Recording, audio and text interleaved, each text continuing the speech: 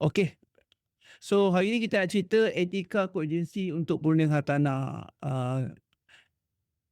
Lebih-lebih lagi perunding hartanah hebat realtors lah. So, ini lebih kurang setengah jam ke 45 minit.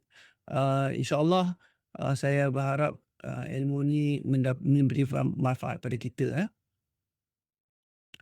So, objektif dia ialah kita nak faham apa tu konsep koagensi and apa standard MAS cakap berkenaan koagensi, apakah peranan-peranan listing agent dan co-agent, komunikasi dan pengurusan konflik sekiranya ada, dan apakah transaksi yang dilakukan daripada mula sampai akhir.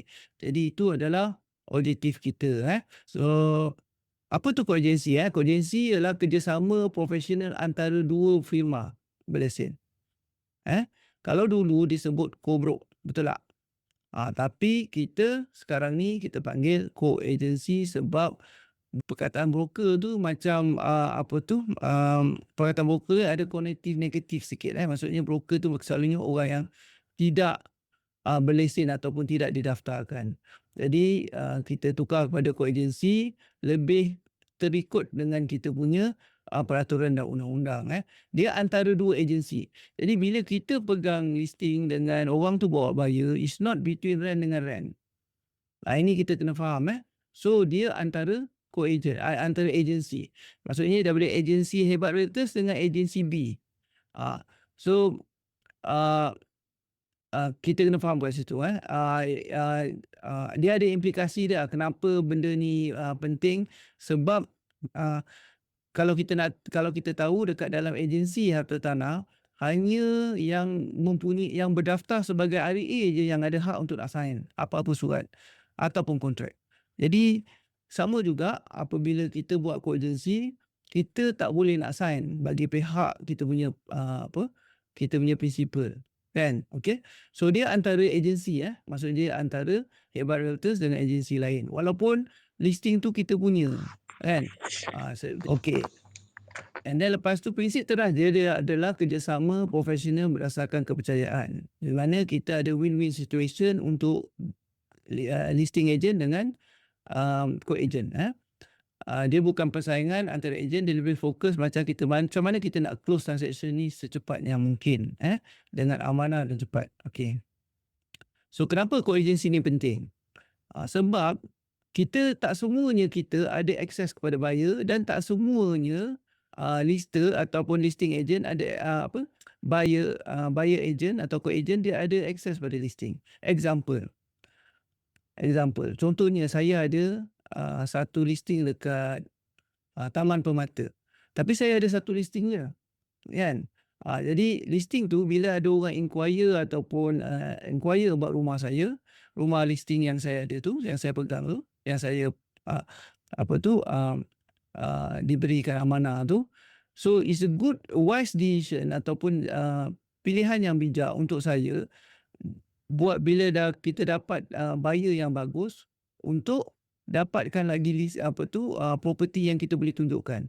Sebab membazir kalau kita tunjuk hanya satu satu viewing session satu rumah je. Itu memang kalau boleh jangan dibuat langsung. Kan? Mesti kalau boleh 3 rumah. Kalau tak ada lah rumah tempat tu memang macam sejuk pun 2. Kan? Jarang-jarang kita buat satu sebab itu adalah satu pembaziran lah. Jadi bila kita tak ada, kita cuma ada satu, jadi kita kurang 2, apa yang kita buat? Kita berhubung dengan kawan kita. Dan daripada situ kita boleh orang kata boleh buat closing. Sementara kawan yang listing agent ni, kalau kat Malaysia ni dia panggil lister, tapi international language-nya ialah listing agent. So kalau yang listing agent ni, dia pun kadang-kadang bila dia iklan, kan, dia punya ruang ataupun dia punya scope untuk nak access buyer setakat iklan ataupun setakat dia punya database. Sedangkan kita ada kita punya buyer kan, dia tak ada access. Jadi kat situ yang apabila kita co-agent dan kita boleh cepat dapat transaksi.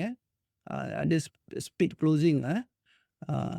Okay, so bila kita banyak deals walau dia co-agency, jadi orang akan lebih percaya. Reputasi kita akan lebih naik and lebih meningkat.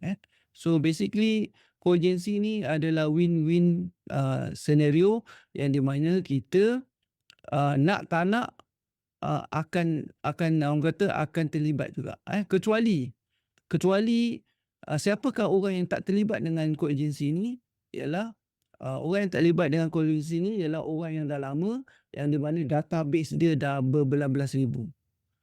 Contohnya kalau dia dah cover Taman Permata tu, semua orang kat Taman Permata, hampir semua orang Taman Permata tu kenal dia.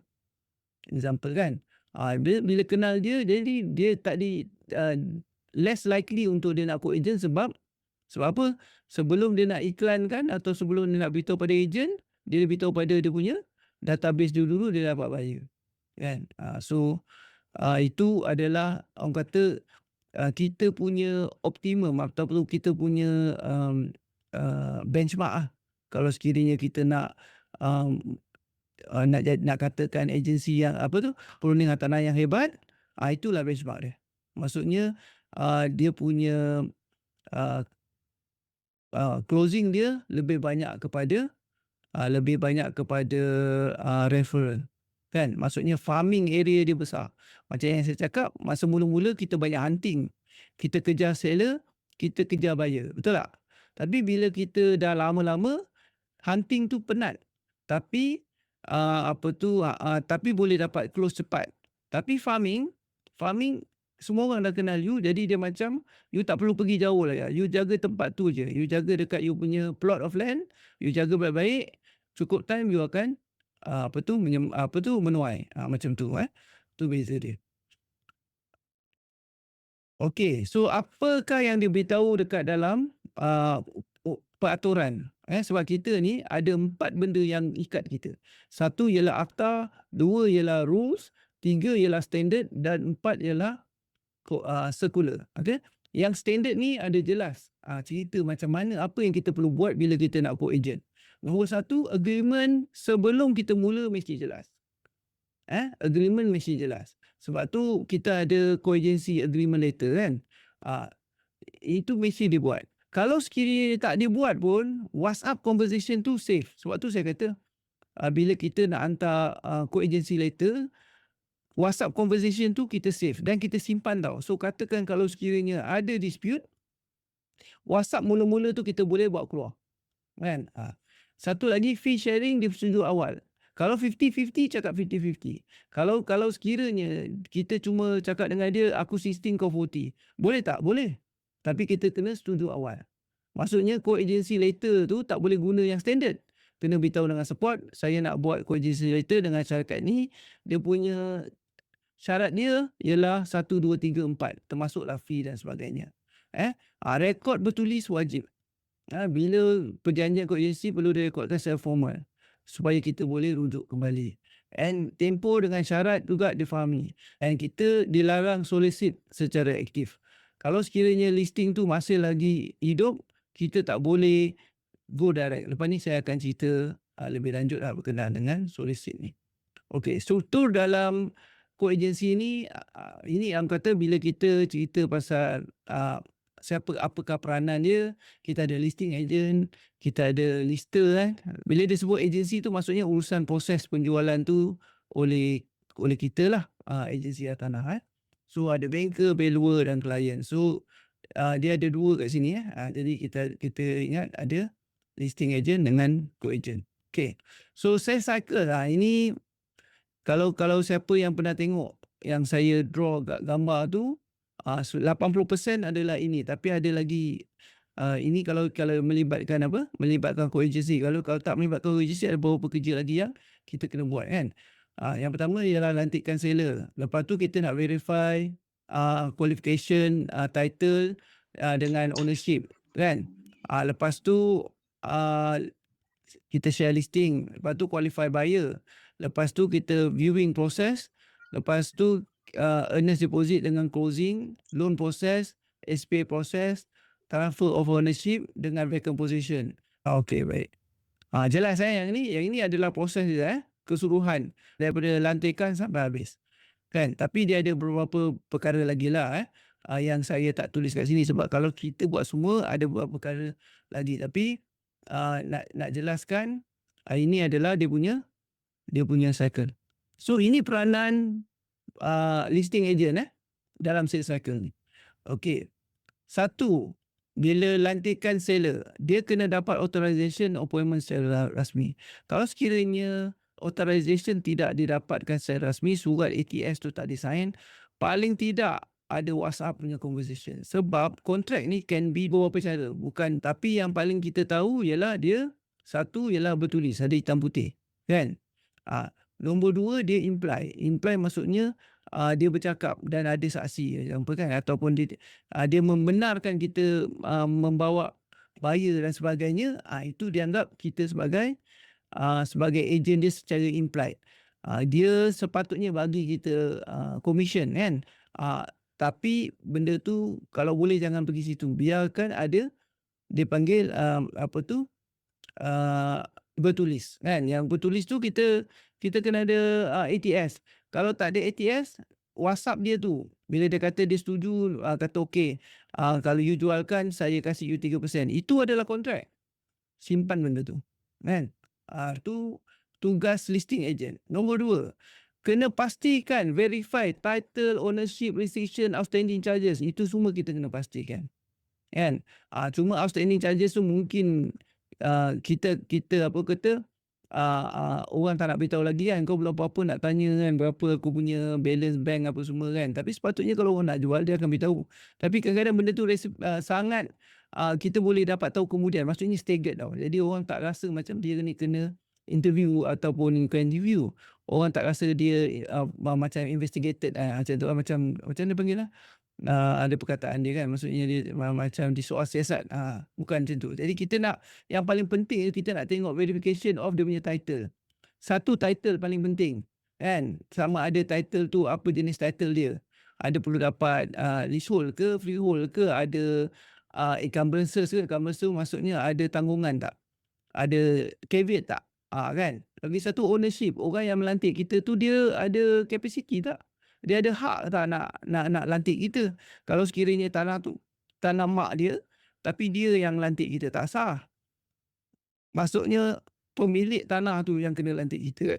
Jadi kita sebagai listing agent, kita kena make sure that benda ni telah dilakukan. And then lepas tu bila kita share, sediakan maklumat tu biar tepat.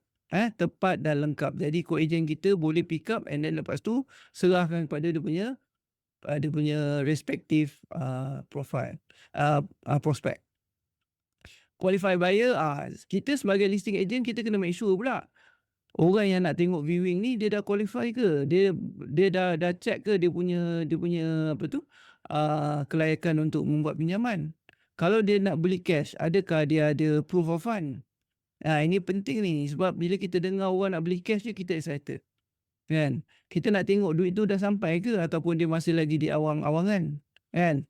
Jadi benda tu penting. Kita sebagai listing agent kita akan check. Kita nak make sure orang ni you dah check tak dia punya ni macam mana, dia punya profile, dia punya kewangan dia punya loan dia, dah check ke, DSR okey. Kalau tu saya dah check, then kita jangan drill lagi lah. Kita anggap itu sebagai orang kata berhusnuzon je lah. At least kita dah lakukan kerja and rekodkan. Rekodkan. Bila dia WhatsApp, rekodkan. Senang. And viewing process, kita arrange untuk viewing, coordinate dengan co-agent secara profesional. The viewing process. Selalunya viewing process kita jangan masuk campur. Maksudnya kalau sekiranya kita listing agent, bila buka pintu tu kan, sebelum dia datang kita dah bagi information kan. So viewing biar dia yang buat. Maksudnya kita jangan duk ngeko tak. Tapi kalau sekiranya dia kata dia baru lagi nak minta bantuan, dan kita boleh ikut. Tapi biar dia yang banyak cakap. Sebab itu dia punya buyer, dia punya side. Closing earnest, negotiate offer, manage booking, pastikan seller faham terma dekat dalam ATP. Ini negotiate offer ni maksudnya apa? Kalau sekiranya ada offer berlaku, jangan duduk depan-depan. Tolong. Kita sebagai depan-depan maksudnya jangan bawa buyer sekali, seller sekali duduk cakap kat depan. That's not the professional way. Dan biar kita dengan kawan co-agent kita yang dapatkan apa yang dia nak offer. And macam yang saya kata, bila dia bawa offer tu, biar offer tu berisi. kan, bukan main cakap je. So kalau main cakap ni kadang-kadang krik-krik, itu yang sebab tu yang nak mengelakkan abang kata krik-krik yang silent tu kan, ataupun scene tu, nak mengelakkan yang scene maksudnya double tick tu, nak mengelakkan tu, itu nanti itu dah ada sistem kita dah ajar lah, tapi kita akan sentuh sikitlah. Loan proses pastikan dokumen seller lengkap, sebab loan kadang-kadang dia nak tengok SPA kan ataupun title lah. Jadi pastikan lengkap, follow up, update progress dengan semua pihak. SPA proses, pastikan seller faham isi kandungan. So kita sebagai listing agent kita kena perunding, kita kena mahir dengan SPA dan kita kena mahir dengan ATP, dan kita kena jelaskan dia orang, bukan suruh dia sign je tau. Ini banyak berlaku dekat rakan niaga kita lah, macam orang yang sign tu dia tak pasti yang bawa, dia tak faham. Jadi bila dia tak faham, dia sign aja, and then lepas tu bila timbul pelanggaran daripada terma dekat dalam perjanjian tu, dia menyusahkan orang tu, kesian lah kan. Jadi kita kena, jangan suruh sign, cerita satu-satu. Apakah expectation? Apakah terma? Apakah komitmen yang kena dia bagi kan? Macam tu. Transfer ownership, monitor progress sampai completion. Maksudnya kita monitor dengan lawyer. Kalau Azimah Azalia sekarang dah dapat email setiap minggu tu tak? Siapa boleh sahkan?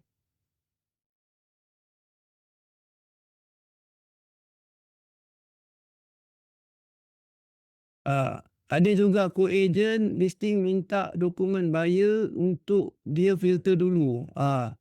So memang letak pada seller tu lah kan. Kadang-kadang dia nak jaga dia punya seller listing agent kan. Dia nak jaga dia punya seller, of course dia tak nak buang masa dia juga. Kadang-kadang dia nak minta dia sendiri nak buat dia punya check up apa semua kan. Letak pada kita lah kan. Letak pada kita. Kalau kita yakin kita dah baik dengan dia, okey lah. Tapi kalau first time buat tu, kalau saya tak buat lah. So transfer ownership and then vacant position. Maksudnya coordinate untuk serah kunci dan sebagainya. Ini dulu langsung saya tak buat. Sedangkan benda ni yang paling penting sebenarnya. Vacant position tu sangat penting. Sebab bila kita jumpa dia masa tu, selalunya kita boleh dapat banyak lagi kes. Kan? Banyak lagi peluang untuk nak tutup, closing. Tapi dulu saya sampai SPA proses, lepas tu dah. Sebab saya diajar macam tu. Habis proses dah kita settle kan. Cari bisnes baru kan. Tapi yang tepatnya, yang lebih cepatnya kan, lebih bagusnya sampai vacant position kita jumpa. Macam Aiman dia tangkap gambar, kasih kunci kan. Benda-benda tu sangat bagus lah bagi saya kan. Memang bagus pun. Kita patut amalkan. Sebab masa tu bila kita duduk dengan dia happy kan, dapat kunci. So masa tu apa kita boleh buat? Kita tanya referral. And kita boleh suruh dia bagi testimoni. Sebab testimoni sangat kuat. Benda ni saya tak simpan dulu. Sepatutnya masa saya buat sale tu, saya akan pegang testimoni orang. Buat video, letak dekat kita punya Facebook ataupun kita punya website. Semua masing-masing sini sepatutnya kena ada website satu untuk you punya profile sendiri kan. Letak kat situ you punya testimoni dan sebagainya. Ini untuk listing agent. Kita perlu buat lah. Maksudnya it's more than just sebagai closing saja. Kita nak ada relationship dengan dia kan. Itu apa yang cikgu saya ajar dulu dia lain. Okay, close, buat lain, buat lagi kan. Cari bisnes lagi kan. Tapi apa yang lately yang saya dibentuk oleh coach lain ialah kita kena jaga relationship. Sebab satu customer dia boleh bagi kita banyak kes sebenarnya. Ada banyak kes dia boleh kasih. Dia nak sewa, nak beli, nak upgrade, nak jual balik, kawan dia, anak dia dan sebagainya. Maksudnya lifelong relationship lah kita dengan pembeli dan penjual. Untuk sebagai untuk co-agent lah ataupun buyer agent kan. Okay, of course lantikan seller kita tak terlibat, tapi verification penting sebab kita nak jaga bahagian buyer. Kita kalau boleh nak fahamkan listing dan buat semakan kelayakan pembeli tersebut kan. Kita kena check and then lepas tu study listing dengan teliti, sediakan FAQ. Sekarang ni dah ada AI, senang je nak dapat FAQ, ya. You pergi je AI, you cari, you letak taman tu, you kata sediakan saya 30 FAQ untuk taman ni.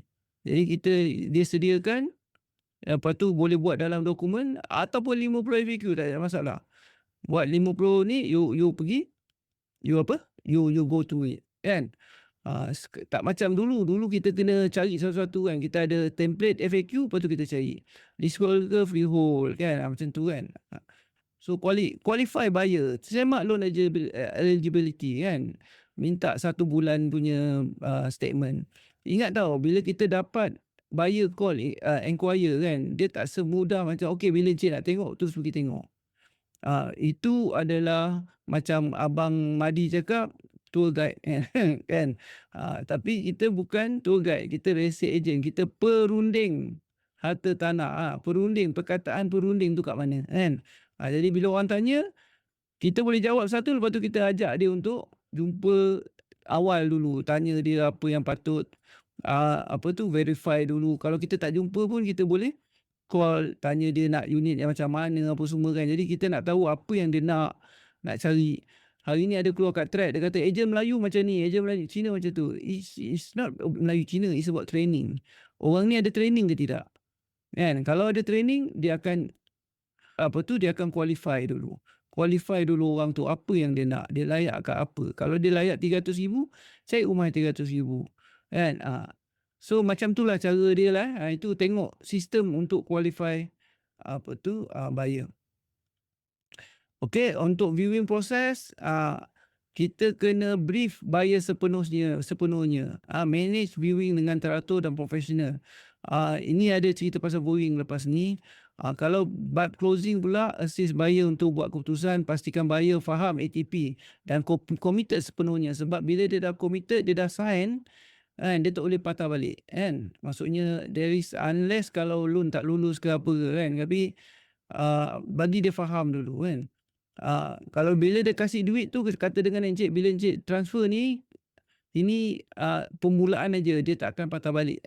Cakap dengan dia awal-awal. So sebab kalau tidak nanti bila kita akan ada masalah lah. Bukan kita nak bagi dia kalau sekiranya tak lulus, tapi maksudnya dia kena faham yang benda tu melibatkan earnest deposit tu, maksudnya ketulusan hati dia tau. Dia memang betul dia nak buat, betul nak go for it, dia memang committed. Barulah kita terima dia punya duit tu lah. And then lepas tu untuk loan process, brief explanation apa yang bank nak, lengkapkan dokumen secepat mungkin kan, bantu dapatkan loan yang terbaik. So yang ni kita kena proaktif lah, kita kena beritahu dengan buyer apa yang bank expect. So sediakan barang-barang semua, maksudnya sebab tu saya kalau sebelum viewing, saya kasih dulu dia punya buyer's kit tu, biar dia tahu lah. Dia balik viewing ni, dia dah tahu aku kena sediakan apa kan. And then lepas tu pastikan buyer faham kandungan SPA dan committed sebelum tanda tangan. Dia kena faham dulu. And then update buyer berkaitan dengan proses pemindahan dari semasa. Sama juga macam AUM cakap kan, bila kita guna Azimah Zala, setiap Jumaat dapat email, so dia boleh tahu kat mana proses dia, dan dia tak akan maksudnya dia kerja ni dimudahkan lah. Hadir bersama welcome session, hadir bersama buyer masa serah kunci kan. Pastikan proses lancar. So sebelum welcome session kita kena check juga semua tukar nama dah dibuat. Tukar nama dekat mana? Tukar nama kat grant tu dah pasti. Tukar nama dekat assessment, tukar nama dekat semua dia punya tunggakan dekat dekat yang selalunya orang terlepas pandang ialah Indah Water kan. Yang tu Indah Water ni dia tak ada meter kan. Jadi kat situ yang kadang-kadang susah sikit.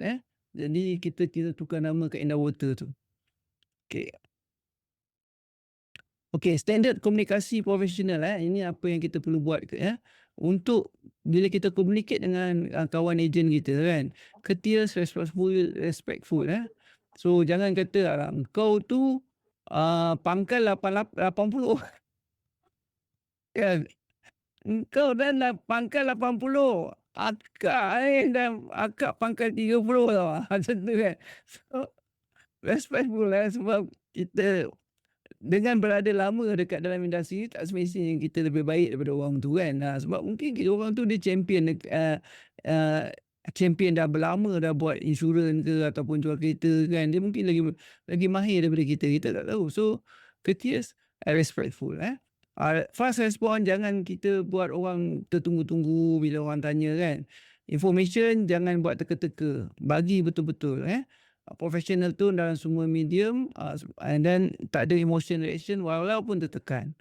Ini yang kita kurang ni. Maksudnya kita lah, bab kita kalau tengok video saya sebelum ni, saya ada cerita kan, mungkin professionalism kita tidak lagi setinggi profesional yang lain kan. Jadi kita mudah sangat melata. Orang kata apa tu, beritahu segala masalah kan dengan nama sekali dekat dalam Facebook, Instagram dan sebagainya. Jadi kita kena elakkan. Apa yang kita kena elakkan lagi satu, kita dah baca message kita blue tick je. Jangan buat macam tu. So at least paling tidak noted, nanti saya come back. Kita dah baca, kita tak tahu, kita nak tanya owner kan. Kita just kata, okay tuan, saya dah baca, nanti saya come back. At least paling tidak. Ghosting tanpa sebab atau nothing. Ghosting tu maksudnya katakanlah buyer tak jadi beli. Bila buyer tak jadi beli, kita kena beritahu dengan orang tu tau. Jangan duk diam ya. Kan? So bila orang tu tanya, kita dah tak perlukan lagi unit tu, kita buat tak tahu ya. WhatsApp beremosi, bersifat peribadi kan. Kita sentuh dia, kau lah gemuk kan. Dah beremuk, dah lah gemuk kan. Macam tu contohnya kan. Itu tolong jangan buat body shaming kan. Kita kena jaga professionalism kita. At least tingkatkan lagi lah. Sindir dalam grup ataupun media sosial, jatuhkan reputasi ejen. Dia kata apa, ejen ni jangan tak tahu ejen tu terkenal. Ejen kita ni terkenal dengan dengan kebroker, apa namanya, ada word dia betul. Saya dengar, ya Allah, kan, just because of ada benda yang you tak puas hati, you tak boleh nak kaup semua orang dalam kategori yang sama, betul tak? Jadi jangan, benda tu salah. And not only that, kita boleh kenakan tindakan pada dia kalau kita nak. Sebab kita macam Kak Ju cakap kan, kita dah 10 tahun dekat dalam industri ni. 10 tahun. Kita nak bina reputasi kita pun bukan senang. Tiba-tiba ada orang senang-senang je petik, itu agent broker. And I mean, orang kata fikir. Sebelum kita nak menjawab tu, nak komen tu, kita fikir dulu. Kami coaches tak benarkan langsung. Kalau ada benda yang you tak puas hati, tak benarkan langsung untuk you letak dekat dalam Facebook, buat sindiran dan sebagainya. Apa yang you perlu buat ialah beritahu dengan leader you, supaya leader you cakap dengan kami, coaches. Kita akan cuba bercakap secara antara firma ke firma. Jadi insyaAllah kita boleh selesaikan. Faham tak? Tapi kalau tak boleh selesaikan juga, dan kita report pada board. Okey, ini respon time yang standard yang disarankan. Satu, kalau sekiranya ada inquire, orang inquire berkenaan dengan dengan tanah kita kan. Bila ada orang inquire buat tanah kita, dalam 5 ke 30 minit kita patutnya jawab. Bila orang buat viewing kurang daripada 2 jam, sepatutnya memang kita kena tanya dengan owner dan sebagainya kan, tapi jangan terlalu lama. Bila ada offer update, immediately kita kena beritahu dengan seller. Bila ada orang buat tawaran, immediately kita kena beritahu dengan kawan kita. Maksudnya dia rasa ATP kan, jangan duduk diam. Terus cakap dengan kawan kita, okay, ni dah close, orang tu dah bayar, earnest deposit. And then lepas tu orang tu pula, dia kena beritahu dengan seller secepat mungkin. Sebab seller mungkin ada hubungan dengan dengan ejen yang lain. Jadi dia boleh hold the sale secepat mungkin kan. Loan proses 3 hari bekerja patutnya dah ada jawapan. Kan, lepas dokumen dah lengkap. 3 hari bekerja. And then lepas tu loan update. Bila dah lulus je, terus update kepada semua pihak. SPA 14 hari selepas loan dah lulus. Dan dokumen dah lengkap. So kalau sekiranya dokumen dah lengkap, jangan pressure Azimah pula. Sebab mana? Macam mana dia tak boleh buat kalau tanpa dokumen yang lengkap. Jadi tugas kita ialah kita kena pastikan apa saja yang diperlukan untuk nak buat SPA tu, kita kena buat. Tapi buat carian tu bukan kerja kita, kan. Contohnya dia nak dapatkan SPA atau lama ataupun title ke whatever ke atau IC pembeli penjual, kan. Benda tu kita kena provide, Ah, same day kalau sekiranya ada update dengan klien, same day. Katakan dia punya view apa tu, bilakah signature nak dibuat ke apa ke, same day. And then transfer ownership fortnightly. Setiap 2 minggu, ini Azimah Zahla dah buat. Apa dia buat, dia hantar email pada semua orang. So far okey tak okey?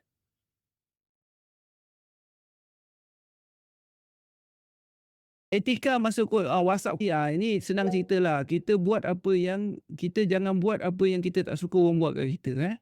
So first thing first, bila kita hubungi orang WhatsApp ataupun call, kenalkan diri. Saya Abdul Rashid daripada agensi Hebat Reuters.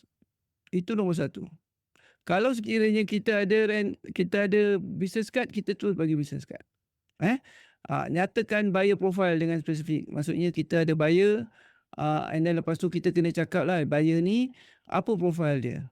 Profile dia maksudnya apa tahu? Kalau sewa dia kerja dekat mana? Orang nak tahu dia kerja kat mana, kan? And then, sebab apa kadang-kadang orang yang sama dia contact dengan orang tu juga. Jadi tak buang masa. Maksudnya bila buat viewing, rupa-rupanya orang tu dia tengok rumah yang sama. Satu dia pergi dekat listing agent, satu lagi dia call kita, buyer agent. Jadi kita share the profile. Bukanlah nama dengan nombor telefon. Kita cuma cakap dia punya kerja, kan. Kerja kalau nak bagi nama singkatan boleh. Encik Ali, dia kerja dekat dekat KLCC, Oil and Gas, Petronas, macam tu. Tak ada masalah, kan, macam tu.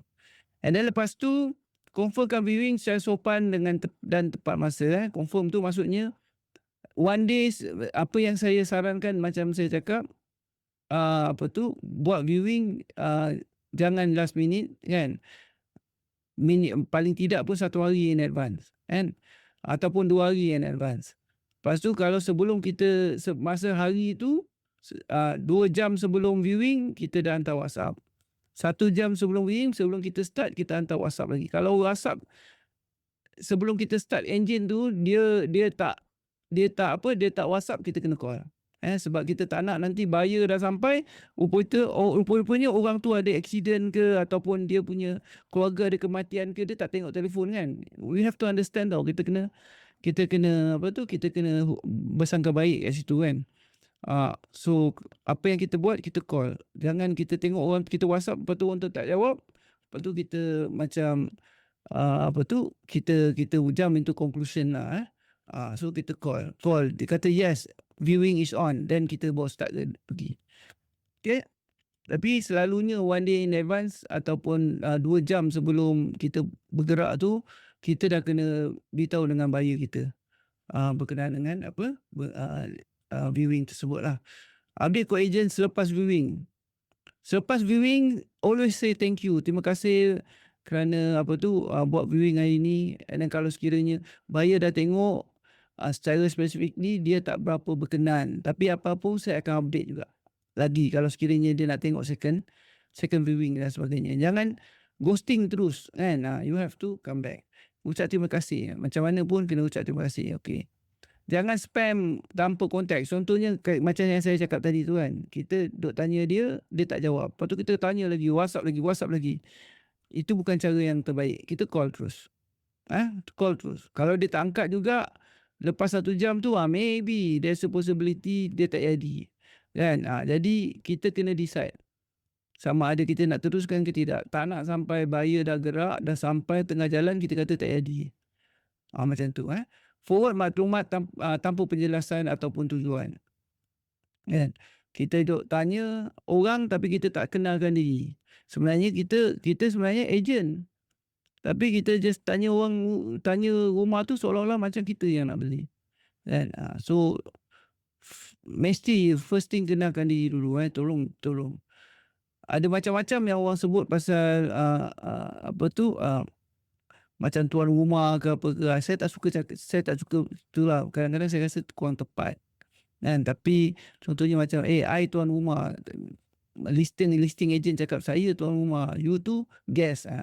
Saya tak suka that word. Sebab apa, kita bukan tuan rumah, you bukan tuan rumah kan, kita work as satu level sebenarnya, eh. So, listing agent tolong jangan sombong dengan orang co-agent, sebab, ada ketikanya memang kita perlukan dia orang punya listing, betul tak? So yang otai-otai selalunya yang ada listing ni sebenarnya. Yang ada listing ni selalunya otak-otak sebab dia dah lama dah market, orang dah kenal dia. It's very easy kalau you dah lama, orang dah kenal you, nak dapat listing tak susah macam masa mula-mula.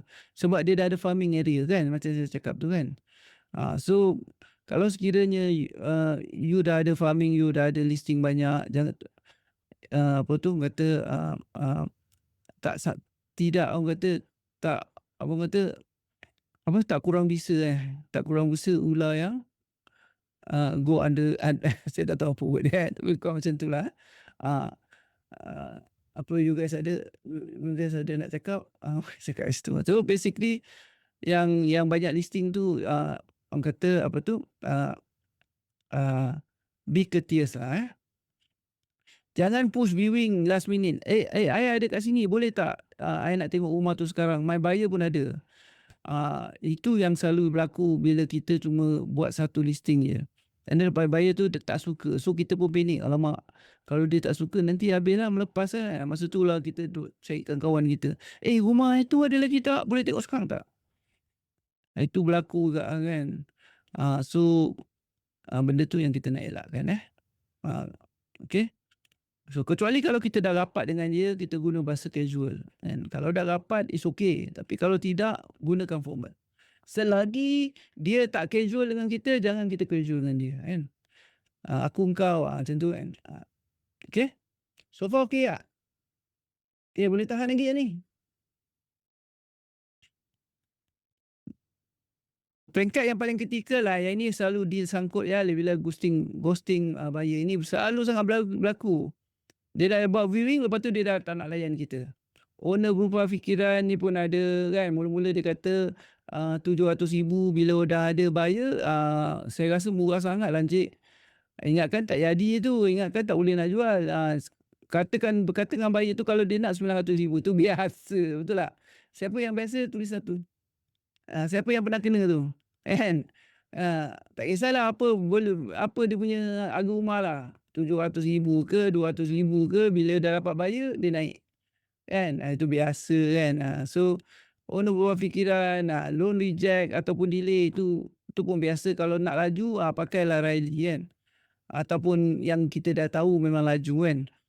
Dokumen tak lengkap, dokumen tak lengkap ni memang tak boleh buat apa-apa lah, seriously. You have to work on it kan. Especially kalau buyer tu ataupun seller tu dia tak mainkan peranan yang bagus kan. Apa tu, you have to, nak tak nak you kena do something about it lah. Issue the earnest deposit. Earnest deposit ni selalu jadi pertikaian. Sebab apa tau? Sebab seller punya agent kata nak masuk kat dia.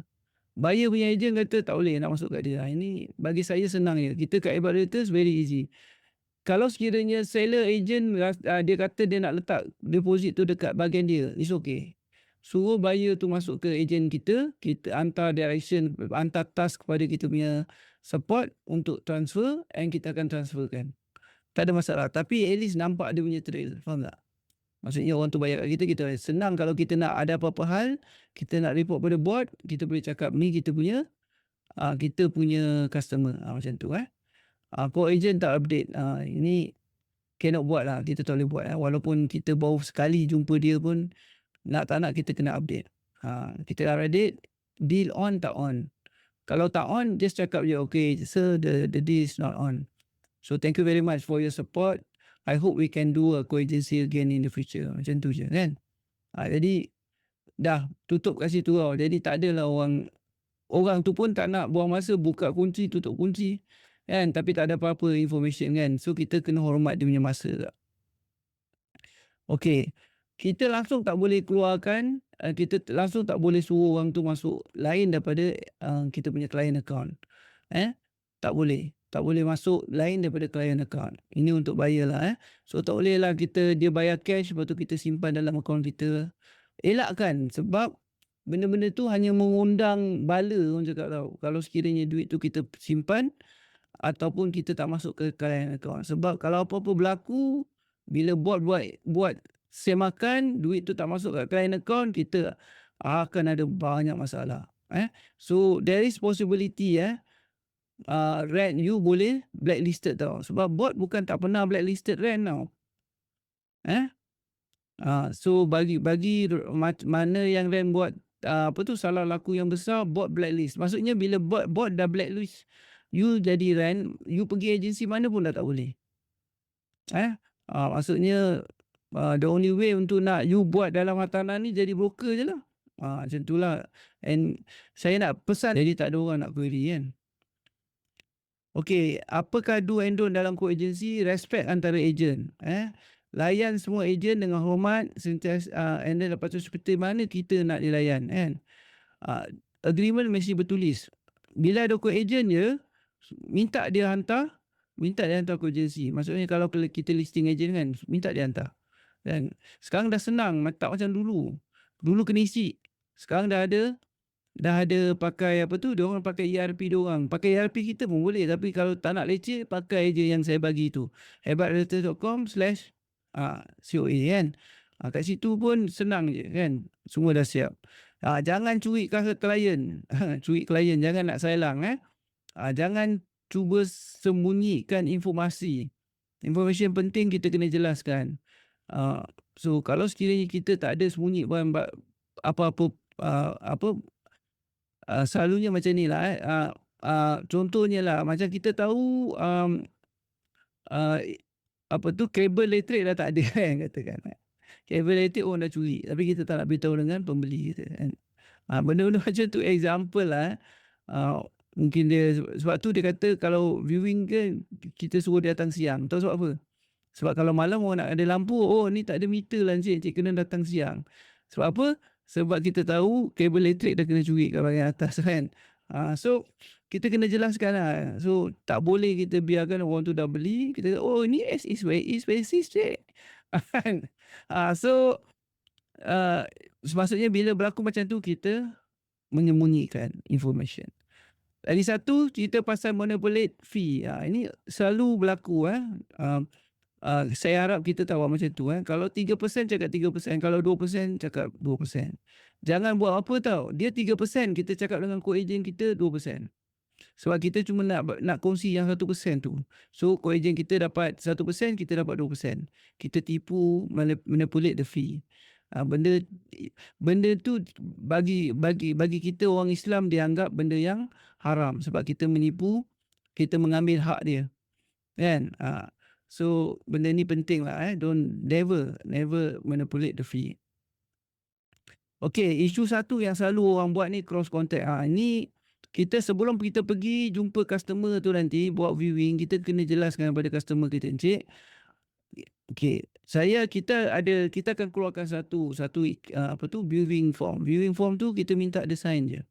Kan dalam tu dia cakap dia tak akan cross dan sebagainya. So kita just ingat, cik, nanti kalau sekiranya encik jumpa buyer dengan seller, semua encik punya kalau semua hubungan untuk jualan ni nanti insya-Allah encik setuju untuk melalui saya, jangan bagi nombor kontak dan business card encik ya. Setuju ya encik? Dia kata ya, yes. Setuju dan kita berjalan.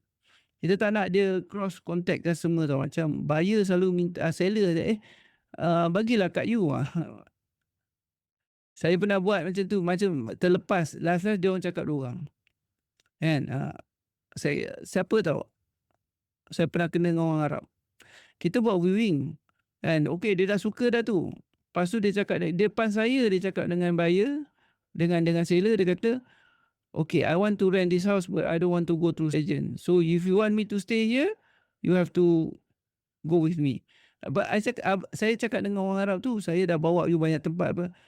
Thank you very much. So we end here. Macam tu je. And apa tu, yang seller tu orang Melayu. Ni cerita kisah benar. Tapi sebab dia serba salah dia kasih juga. So apa kita nak buat? Kita serah pada Tuhan je kan. Kita dah lakukan kerja kan. Is it possible tak? Macam dulu saya baru, tapi macam sekarang apa kita buat? Kita ada WTS kan, kita suruh dia.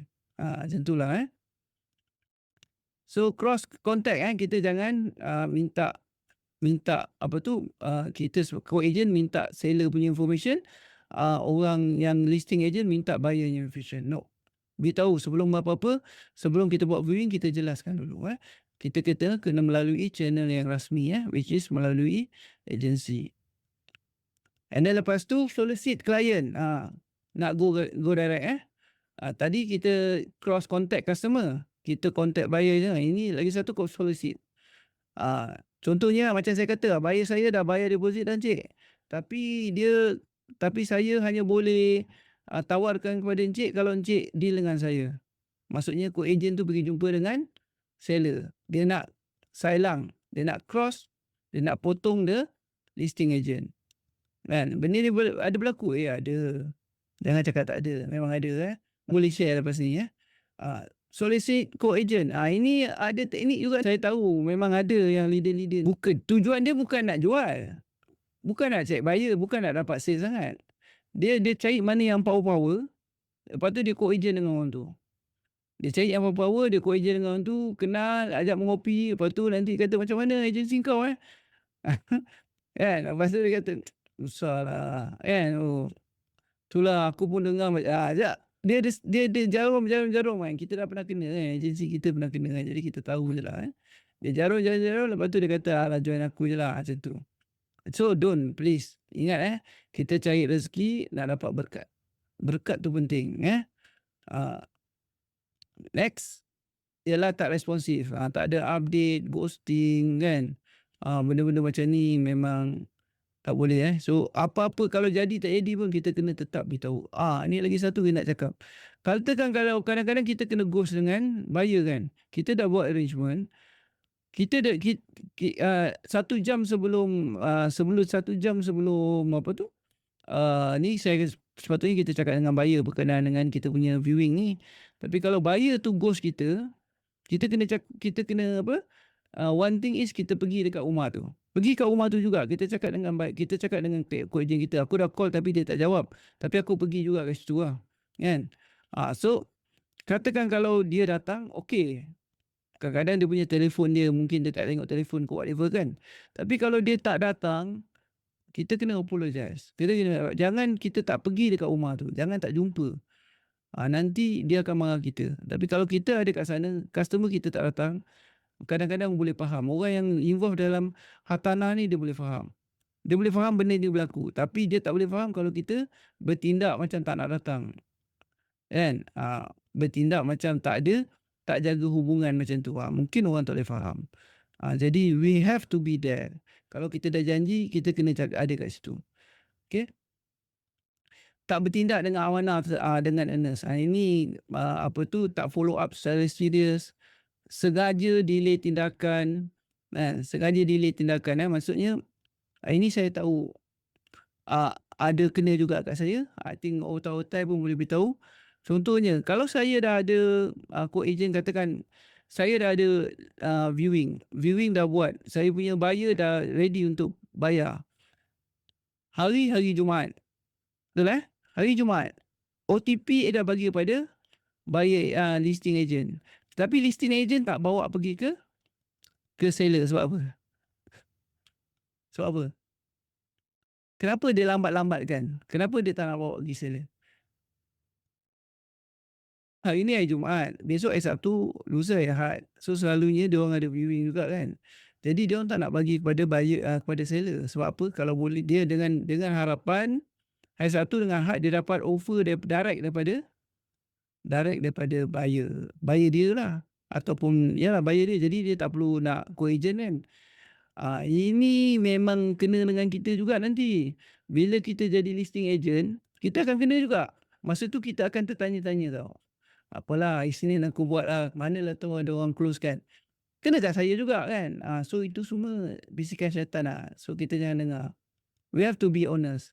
So cara yang terbaik ialah, okay, you nak buat S1, tapi you nak jaga interest of your seller kan. So you buat viewing dan sebagainya, you ada offer. So what, instead of you tenggelamkan offer kawan kita co-agent tu, you bawa 3 offer. Kan? Saya kata ini ada 3 offer. Yang ni kawan co-agent saya, yang ni. Yang ni harga dia 450,000. Yang saya punya 430,000. Yang saya punya lagi satu 410,000. Kan? Obviously orang tu akan ambil yang ni, betul tak? So sebab tu kadang-kadang dia tak nak bertindak earnest, apa dia buat? Dia cuma bawa 2 je. Atau dia buat 1 je. Jadi kita kena beramanah lah. Membuat perkara tu dengan tulus. Earnest tu maksudnya tulus.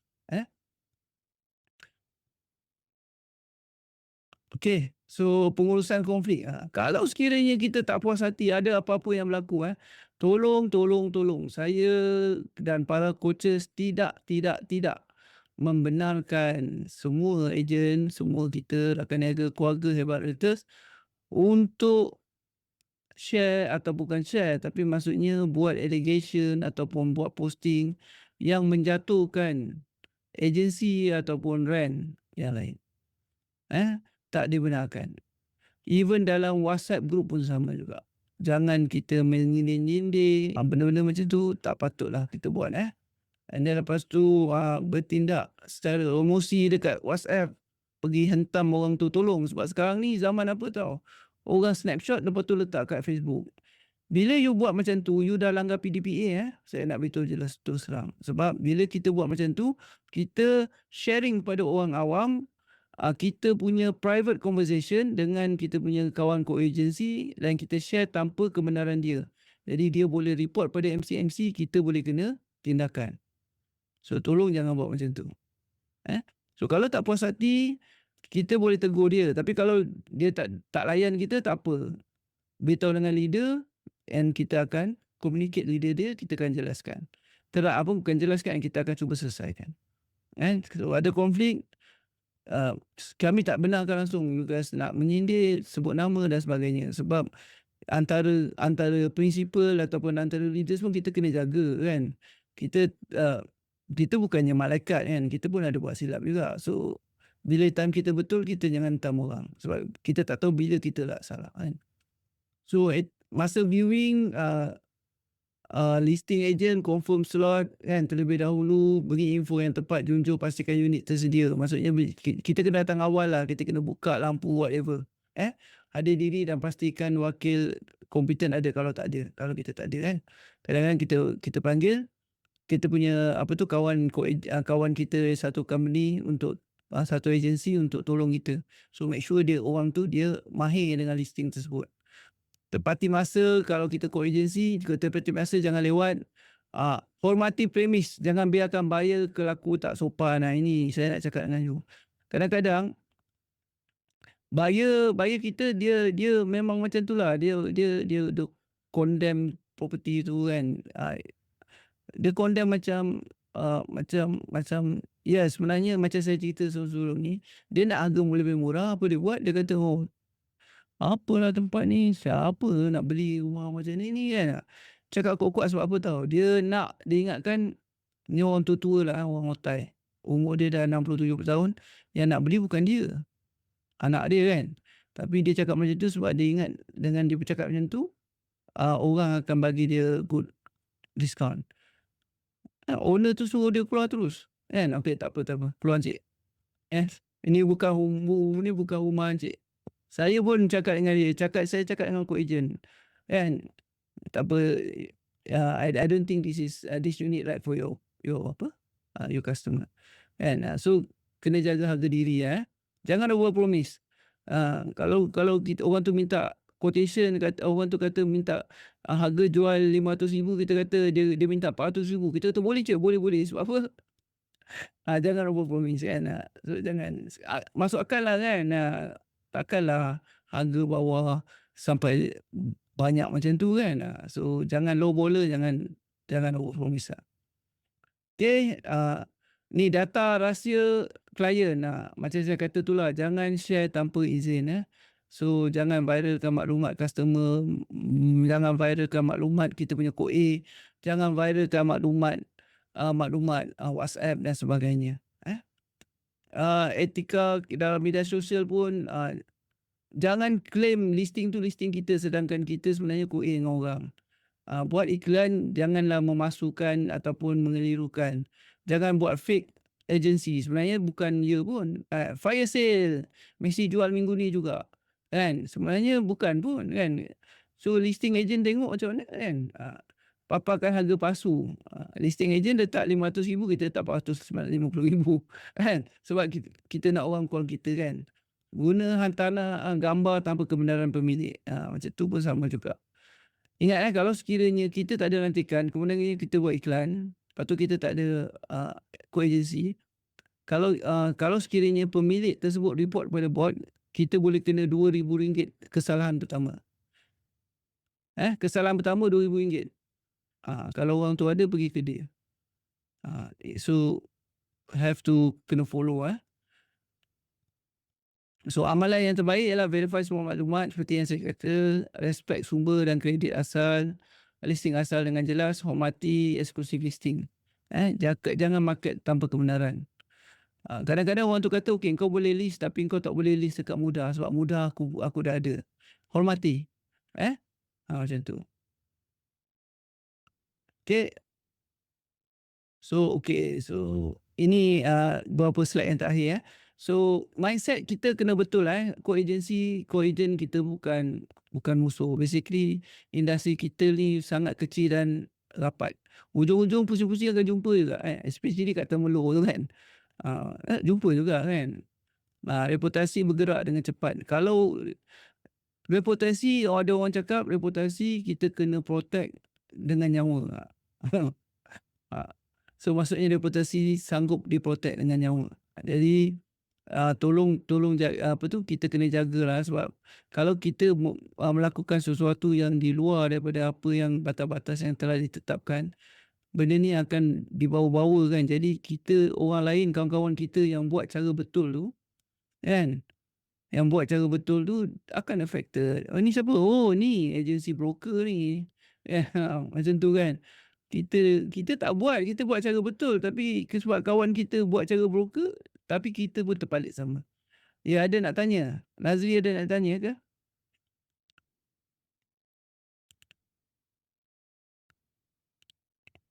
Okay. So bina hubungan, kita bina hubungan dan bukan sebagai saingan. So last kali yang saya nak share sebagai penutup lah. So kita punya kita punya reputasi ni kita perlu bina sedikit dengan sedikit, sedikit dengan sedikit. So jangan kita hancurkan reputasi kita ni dengan kita punya tak sabar atau ego dan sebagainya. So dalam industri ni kita semuanya very small, kan. Ujung-ujung orang cepat tahu cerita sebab tulis hantaran dia orang suka melepak mengopi, kan. Jadi bila mengopi tu nak cerita pasal apa lagi, kan. Kan? So cerita sangat cepat pula, cepat. So biarlah cerita tu cerita yang baik-baik je, kan. Kalau sekiranya pengalaman baik tu kita buat pada dengan ramai orang. Orang yang ada pengalaman baik tu dia boleh orang yang ada pengalaman baik tu dia boleh tidak membenarkan apa yang diberitahu dengan orang tu. Tapi kalau sekiranya semua orang pengalaman dengan kita semuanya tak baik, obviously dia akan menokok tambah, betul tak? Jadi macam tu lah. So kita bina kerjasama, kita make sure kita punya standard kita seperti apa yang digariskan dalam MEAS, Malaysian Estate Agency Standard, dan juga SOP syarikat, kan. So kita jagalah reputasi kita. So itu sajalah penutup.